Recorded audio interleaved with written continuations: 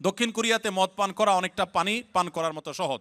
আমরা অনেকেই এখানে শূকরের মাংস থেকে ঠিকই বেঁচে থাকলেও মদ অনেক সহজেই তেমনটা গুরুত্ব না দিয়েই খেয়ে থাকি। এত কষ্ট করে হালাল উপার্জন করেও মদ পানের মাধ্যমে আমরা নিজেদের উপার্জন ধ্বংস করছি এবং আখিরাতকে কতটা ক্ষতি করলাম। দেখুন, মাদক, যে কোনো মাদক, এটা সেবন করাকে ইসলাম হারাম করেছে। শুধু ইসলাম হারাম করেছে এই জন্যই আমরা খাবো না তা নয়, সেটা তো বটেই। মূলত ইসলাম হারাম করেছে সেজন্য আমরা পান করব না, কিন্তু পাশাপাশি এও আমরা জেনে রাখি যে মাদক আসক্ত মানুষের শরীরের ইমিউন দুর্বল হয়ে যায়। আপনারা দেখেছেন কোভিড-19-এ তুলনামূলকভাবে মুসলমান দেশগুলোতে দেখবেন যে মানুষ অনেক কম ক্ষতিগ্রস্ত হয়েছে। আমাদের দেশের কথা যদি বলেন, বাংলাদেশে মাস্ক 2 নম্বর না 3 নম্বর না 4 নম্বর আল্লাহ জানে, এ হলো সব 2 নম্বর জিনিসপত্র। কিন্তু আলহামদুলিল্লাহ কোভিড-19-এ মানুষ আমাদের পার্শ্ববর্তী দেশ ভারতে যেভাবে মারা গেছে, দিল্লিতে যেভাবে লাশের স্তূপ পড়েছে, ঢাকায় সে তুলনায় কিছুই হয় নাই। সৌদি আরব সহ মুসলিম দেশগুলোতে এমন ক্ষতি হয় নাই, অথচ অমুসলিম প্রধান দেশগুলোতে অনেক বেশি ক্ষতি হয়েছে। এর অন্যতম বড় কারণ হলো মুসলিম প্রধান দেশগুলোতে মানুষ সাধারণত মাদক গ্রহণ করে না। মাদক গ্রহণ করতে করতে মানুষের লাং ক্ষতিগ্রস্ত হয়, বিভিন্ন অর্গান ক্ষতিগ্রস্ত হয়, মানুষ ধ্বংসের দিকে চলে যায়। তো আমরা, আল্লাহ তাআলা মাফ করুক, যাদেরকে আল্লাহ তাআলা তৌফিক দিয়েছেন হালাল উপার্জন করার, বিদেশে আসার, তারা এখানকার মাদকের ছড়াছড়ি দেখে যদি এখান থেকে মাদক সেবন করেন, গ্রহণ করেন, তো মনে রাখবেন দুনিয়া উপার্জন করছেন ঠিকই, আপনার আখিরাত ধ্বংস করছেন। মাদক সেবন করা হারাম, কঠোর হারাম। আল্লাহ তাআলা বলেছেন ইন্নামাল খামরু ওয়াল মাইসিরু ওয়াল আনসাবু ওয়াল আজলামু রিজসুম মিন আমালিশ শাইতানি ফাজতানিবু। মদ, জুয়া, এই সবগুলো শয়তানি কর্মকাণ্ড, অতএব এগুলো থেকে তোমরা বিরত থাকো। এই মাদক আসক্ত হয়ে মানুষ অনেক অন্যায় কাজ করে, অনেক হারামের দিকে চলে যায়। নবী সাল্লাল্লাহু আলাইহি সাল্লাম বলেছেন, দুনিয়াতে যে হারাম মদ পান করবে, আখিরাতের যে ড্রিঙ্কস থাকবে জান্নাতের, সেটা আল্লাহ তাআলা ওই ব্যক্তিকে পান করতে দিবেন না, সে জান্নাত থেকে মাহরুম থাকবে। এই জন্য এই লোভকে আমাদের সামলানোর চেষ্টা করতে হবে। আমরা যারা কোরিয়ায় থাকি, তারা আমাদের ছেলে সন্তানকে যদি ইসলামের দায়ী বানাতে চাই, তাহলে প্রথম থেকে কিভাবে শুরু করব এবং কোথায় বা কোন প্রতিষ্ঠানে ভর্তি করাবো এবং এর পরের ধাপে কোথায় কিভাবে শুরু করব, শেষ পর্যন্ত বলবেন ইনশাআল্লাহ। দেখুন, প্রবাসী ভাইরা যারা এই দেশে ফ্যামিলি নিয়ে আছেন, আপনাদের হয়তো আরেকটু সময় লাগবে। আপনাদের নিজেদেরকে মসজিদ ভিত্তিক বিভিন্ন মাদ্রাসা গড়ে তুলতে হবে। এই মাদ্রাসাতে ছেলে মেয়েদেরকে দক্ষ আলেম ওলামাদের মাধ্যমে আপনারা পড়াশোনা করায় বড় করবেন, আলেম হওয়ার প্রাথমিক কাজ শেষ করবেন। এরপরে তারা যথানিয়মে সৌদি আরবে, মিশরে, বিভিন্ন দেশের ইসলামিক ইউনিভার্সিটিগুলোতে তারা যাবে, পড়ালেখা করবে, ইনশাআল্লাহ তারা দায়ী আল্লাহ হয়ে আসবে। সেই সাথে যারা এখানে আছেন আর সন্তানরা দেশে আছে, আপনাদের সন্তানকে, বাচ্চা সন্তানকে ছোট থেকেই ভালো কোনো মাদ্রাসা, যেখানে ভালো পড়ালেখার মান খুব ভালো, নাম করা, ফেমাস এক জিনিস, আর ভালো হওয়া আরেক জিনিস। এখন ভালো মাদ্রাসা এটা আপনি চিনবেন কিভাবে? এটা আপনার জন্য চেনা ডিফিকাল্ট। এটার জন্য আপনি 2 জন বা 3 জন আলেম মানুষ, যিনি বিচক্ষণ ভালো আলেম, তাকে বলবেন, ভাই এই মাদ্রাসার পড়াশোনার মান কি, আপনি একটু নিজে দেখে আমাকে পরখ করে বলেন। 2-3 জন যদি রেকমেন্ড করেন যে হ্যাঁ এটা ভালো, তাহলে সেখানে আপনি বাচ্চা ভর্তি করাবেন। ভর্তি করার পর চোখ বন্ধ করে ছেড়ে দিবেন না যে হুজুরের কাছে দিয়ে আসেন আর বাচ্চা মানুষ হয়ে গেছে। একটার পর একটা আপনি ফলো আপ করতে থাকবেন নিয়মিত, যে বাচ্চা ঠিক মতো আছে কিনা, পড়তেছে কিনা, পড়ালেখা, নামাজ কালাম, ইবাদত বন্দেগী সব ঠিক আছে কিনা। এরপর আপনি একটা পর্যায়ে ওই সন্তানকে সামনের দিকে একই রুটে, একই নিয়মে আপনি নিয়ে আসবেন, প্রয়োজনে দেশে বাইরে পাঠাবেন ইনশাআল্লাহ। কিন্তু নিশ্চয়ই 2-3 জন আলেমের তত্ত্বাবধানে বাচ্চাকে রাখবেন এবং মাঝে মধ্যে আলেমদেরকে দিয়ে চেক করাবেন যে ঠিক আছে কিনা। এখানে কোরিয়াতে বেশ কিছু চকলেটের উপাদানের জায়গায় লেখা থাকে সাসুগি বা থাক্কুগি, যার অর্থ গরু বা মুরগি, অথবা চকলেটগুলো সফট মিল্ক ফ্লেভারের চকলেট। আদৌ পিওর গরু বা চিকেন আছে কিনা তা বোঝা যায় না, থাকলেও হালাল কিনা আমরা সেটা জানি না। এমন নুডলসও আছে। এরকম চকলেট বা নুডলস খাওয়া আমাদের জন্য হালাল হবে কি না? প্রশ্নটি লিখেছেন ভাই আবির। আপনার প্রশ্ন উত্তর হলো যে যত চকলেট আছে ওয়ার্ল্ড ওয়াইড, বেশিরভাগ চকলেটগুলোতেই আসলে হারামের উপস্থিতি বা উপাদান থাকার সম্ভাবনা জোরালো। সবগুলোতে না, অনেক চকলেট আছে এর বিপরীতে আলহামদুলিল্লাহ যেগুলো হালাল, যেগুলোতে হারাম কোনো উপাদান নেই। এই বিষয়টা পৃথিবীর অন্য অনেক দেশে নিরূপণ করা সহজ, আপনাদের কোরিয়াতে একটু কঠিন। আপনি জাপানে গেলেও দেখবেন যে বিভিন্ন বাজারে, বিভিন্ন সুপার মার্কেটে, বিভিন্ন মার্টে, সুপার মলে, সুপার শপিং মলে আপনি দেখবেন যে চকলেট হোক, যে কোনো ফুড হোক, সেখানে স্ক্যান করে চেক করা যায় এটা হালাল কি হারাম, এখানকার উপাদান কি, সব ডিটেল জানা যায়।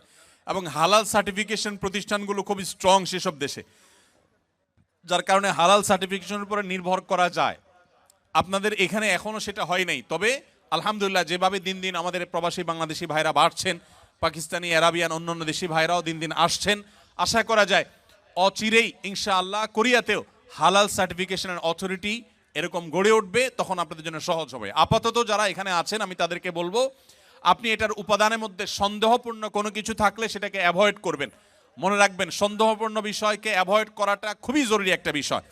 যেটা আপনি নিশ্চিত হালাল জানবেন শুধু সেটাই গ্রহণ করবেন, আর যেটাকে সন্দেহ মনে হবে সেটা আপনি অ্যাভয়েড করে চলবেন। চকলেট না খেলে কি আমরা মারা যাব ভাই? কি বলেন, চকলেট না খেলে কি খুব বেশি অসুবিধা হবে আমাদের? অতএব আমরা যথাসম্ভব সন্দেহপূর্ণ খাবার অ্যাভয়েড করে চলবো, তাহলে ইনশাআল্লাহ হারাম থেকে বেঁচে থাকা সহজ হবে। তাবিজ পড়া শিরক, কিন্তু কোনো সমস্যার কারণে তাবিজ পড়ে সমাধান যদি হয়, তাবিজ ফেলে দিলে যদি সমস্যা হয়, তাহলে আমি কি করব? দেখুন, তাবিজের ব্যবহার সম্পর্কে আমরা বলেছি।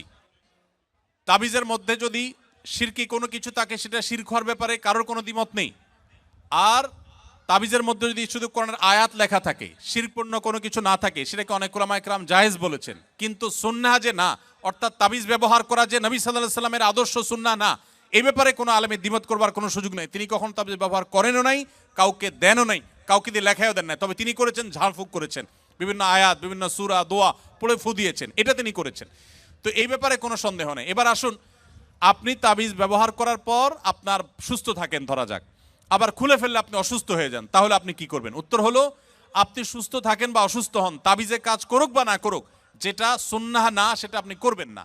অনেকে আছেন অনেক শিরকি কাজ করেন, শিরকি কাজ করলে তিনি ভালো থাকেন, আবার শিরকি কাজ না করলে তিনি অসুস্থ হয়ে যান। তাদেরকে আমরা বলতে চাই, আপনার সুস্থ অসুস্থতার সাথে বিষয়টা সম্পৃক্ত না, এটা ইমানের বিষয়। শয়তান অনেক সময় আমাদের উপর অনেক প্রভাব বিস্তার করে আমাদের ইমান নষ্ট করার চেষ্টা করে। আপনার বরং এই সমস্ত ক্ষেত্রে ছুঁড়ে ফেলে দিয়ে আল্লাহর প্রতি ইমান আনতে হবে। আপনার ক্ষতি হোক, কষ্ট হোক, সেটাকে মেনে নিতে হবে। এটা আপনার ইমানের টেস্ট। অতএব এক্ষেত্রে কোনোভাবেই বিফল হওয়া যাবে না। দাওয়াত দেওয়ার উদ্দেশ্যে কোরিয়ান ভাষা শিখলে সওয়াব হবে কিনা? শুধু সওয়াব হবে? এটা অনেক বড় ইবাদতের বিষয়, অনেক বেশি সওয়াবের বিষয় হবে যদি কেউ দাওয়াতের নিয়তে কোরিয়ান ভাষা শিখেন, যে আমি ভাষাটা শিখলাম, এই ভাষা দিয়ে আমার সুপারভাইজারকে, বিভিন্ন ব্যক্তিকে ইসলামের সৌন্দর্য, ইসলামের বিউটিগুলো আমি তাদের সামনে তুলে ধরবো। ইনশাআল্লাহ এই নিয়তে যদি আপনি শিখেন তাহলে আরো বেশি সওয়াব পাবেন ইনশাআল্লাহ তাআলা। দারিদ্রতা একজন মুসলমানের জন্য অভিশাপ কিনা? আমাদের সমাজে আমাদের নবী সাল্লাল্লাহু আলাইহি সাল্লাম খেয়ে না খেয়ে দিন কাটিয়েছেন, কিন্তু তার দারিদ্রতা বরকত না থাকা আমাদের সমাজে অভিশাপ বলা হয়। প্রশ্নটি গুছিয়ে উপস্থাপন করতে পারলাম না। দেখুন, দারিদ্র এটা কোনো অভিশাপ নয়, আবার ধনী হওয়াটাও কোনো নেয়ামতের বিষয় নয়। এটা ভ্যারি করে। অনেকে ধনী হয়ে জান্নাতে জাহান্নামে যাবে, আবার অনেকে গরিব হয়েও জান্নাতে যাবে। আপনি কি করছেন সেটা হলো বিষয়। অনেক সম্পদ আছে, আপনি সেই সম্পদের অপব্যবহার করেছেন, অন্যায়ভাবে সম্পদ উপার্জন করেছেন, তাহলে আপনার জাহান্নামের যাত্রা আপনি নিশ্চিত করেছেন। আবার যদি কেউ গরিব, সে হারামের দিকে যায় নাই, এই জন্য সে গরিব থেকেছে, তাহলে গরিব থাকার কারণে সে বরং জান্নাতে যাবে ইনশাআল্লাহ তাআলা। এই জন্য জান্নাত এটা গরিবদের ঠিকানা বা জাহান্নাম ধনীদের ঠিকানা বা উল্টা, এরকম কোনো কথা নেই। জান্নাত জাহান্নাম নির্ভর করে মানুষের আমলের উপরে। আপনি ধনী কি গরিব সেটা বিষয় নয়, সম্পদ কিভাবে কামাই করছেন, কোথায় খরচ করেছেন, এটা হলো জান্নাত বা জাহান্নামে যাওয়ার মূল বিষয়। আমাদের প্রবাসীদের জন্য বাংলাদেশে একটা প্রবাসী মাদ্রাসা স্থাপন করার অনুরোধ এবং জোর দাবি জানাচ্ছি। মাশাআল্লাহ, সুন্দর অনুরোধ। প্রবাসী ভাইদের বাচ্চা কাচ্চা নিয়ে অনেক বেশি আপনারা পেরেশান থাকেন, আমরা জানি। আলহামদুলিল্লাহ অনেকেই এটা উদ্যোগ নিয়েছেন এবং সন্দেহাতীতভাবে এটা প্রশংসনীয় কাজ হবে যে প্রবাসীদের বাচ্চাদের জন্য আলাদা একটা মাদ্রাসা দেওয়া যাক।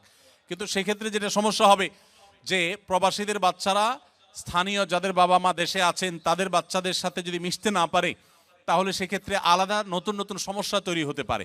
ধরুন, একটা মাদ্রাসা বা একটা স্কুলের সমস্ত স্টুডেন্টই বাপ দেশে নেই, তো বাপ দেশে না থাকার কারণে যাদের বাবা মা দেশে আছেন তাদের সাথে মিশার যে প্রয়োজনীয়তা আছে, তাদের মিশার মাধ্যমে অনেক ভালো কিছু অর্জন হতে পারে। এই জায়গাটাতে একটা গ্যাপ তৈরি হওয়ার আশঙ্কা আছে। তারপরেও সেই গ্যাপ তৈরি না হয় সেরকম কোনো পদ্ধতি অবলম্বন করে কেউ বা কারা করতে পারে। আমরা আমাদের আসন্না ফাউন্ডেশনের যে মাদ্রাসা আছে সেখানে বিশেষ করে প্রবাসী যারা আছেন তাদের বাচ্চা কাচ্চা যদি ভর্তি পরীক্ষায় তারা টিকে যায়, আমরা তাদেরকে বিশেষ গুরুত্বের সাথে ভর্তি করায় থাকি আলহামদুলিল্লাহ। আপনারা যারা নিজেরা প্রবাসে আছেন আর সন্তান দেশে আছেন, আপনাদেরকে আমি বলতে চাই, প্রবাসীদের জন্য মাদ্রাসা হোক বা না হোক, এটাতে ভালো দিক থাকুক বা না থাকুক, আপনাদের দীর্ঘদিন পর্যন্ত এভাবে প্রবাসে পড়ে থাকা ঠিক না, এটা ভালো করে জেনে রাখবেন। অনেক প্রবাসীরা আছেন 10 বছর 20 বছর 25 বছর বিদেশে পড়ে থাকেন, কারণ টাকার নেশা এমন এক জিনিস, এটা সহজে কাটে না। দেশে যাওয়ার পরে প্রিয়জন আত্মীয় স্বজন ছেলে মেয়ের মধ্যে থাকার পরে মায়া হয়, তাদের প্রতি মায়া হওয়ার পরে বলে না আর ফিরে যাব না। এরপর কয়দিন পরে যখন টাকা পয়সা যেগুলো সাথে নিয়ে গেছে এগুলো আস্তে আস্তে শেষ হওয়া ধরে, এবার বলে না আরেকবার যাই, যাই কোন রকম 6 মাস 1 বছর থেকে এবার চলে আসবো। আইসা আবার যখন টাকার গন্ধ পাওয়া শুরু করে তখন আর যেতে চায় না। শুধু মরণটা বাকি রেখে অনেকে দেশে যায়, যে ঠুস করে মরে কবরে চলে যায়। দুঃখজনক। প্রবাসী ভাইরা হয় ফ্যামিলিকে সাথে নিয়ে থাকবেন, আর না হলে একটা নির্দিষ্ট সময় কিছু পুঁজি সংগ্রহ করে ভিসার টাকা দায় দেনা পরিশোধ করে দেশে যে কিছু করার চেষ্টা করবেন। লম্বা সময় পর্যন্ত বউ বাচ্চা দেশে রাখবেন। অনেক প্রবাসীরা ভাইরা আছেন যাদের ছেলে মেয়েরা মানুষ হয় না। এর অন্যতম কারণ হলো টাকা পয়সা দিয়েই তো মানুষ হয় না, বাবার স্নেহটা অনেক বেশি দরকার। বাবা যদি না থাকেন অনেক সময় সন্তান দেখা যায় যে সে পরিমাণ সৎ পথে আসতে পারে না। তো সেদিকটা আপনারা খেয়াল রাখবেন।